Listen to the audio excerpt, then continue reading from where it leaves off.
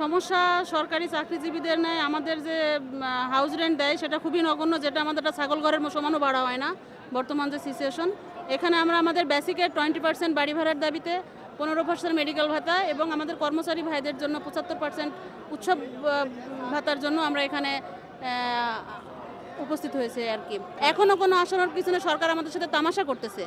Already আমাদের এই যে দূর দূরান্ত থেকে আমরা যারা এসেছি, আমার বাড়ি চুয়াডাঙ্গা জেলার আলমডাঙ্গা উপজেলার মুন্সিগঞ্জ একাডেমি থেকে এসেছি। আমি একজন ক্যান্সারের পেশেন্ট, অসুস্থতা অবস্থায় তাও আমি আসতে বাধ্য হয়েছি। যে আমার যে আরও শিক্ষক ভাই বোনেরা যে কষ্ট করতেছে, আমি ঘরে বসে যখন বিছানা শুয়ে মোবাইলটা স্ক্রল করি, ওই স্ক্রল করতে করতে আমার ভিতরে এমনি উদ্দীপনা তৈরি হয় যে আমি কেমনে এখানে বিছানায় শুয়ে আছি, এরা এত কষ্ট করতেছে আমার শহীদ মিনারে।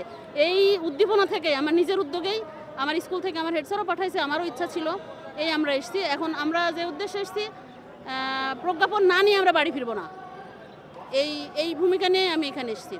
আমি আসলাম এই জন্য যে আমার যে কর্মচারী ভাই, আমার যে শিক্ষকরা যে এত কষ্ট করতেছে এখানে দাবির জন্য, সেখানে আমার অবশ্যই অংশীদার, এই কষ্টের অংশীদার আমারও হওয়া উচিত। আমি বাসায় শুয়ে থাকবো আর অন্যরা এখানে কষ্ট করে সেটা নিবে আর আমি সেটা ভোগ করবো, এটা আমার বিবেকের কাছে বাধা দিয়েছে। এই জন্য চাইছি যে আমিও কষ্ট করি, যাতে আমার কিছুটা হক আছে এখানে, আমারও এটা এখানে আসা উচিত। আর এটা আমার ন্যায্য দাবি, এই দাবিটাকে সরকারকে অবশ্যই মানতে হবে।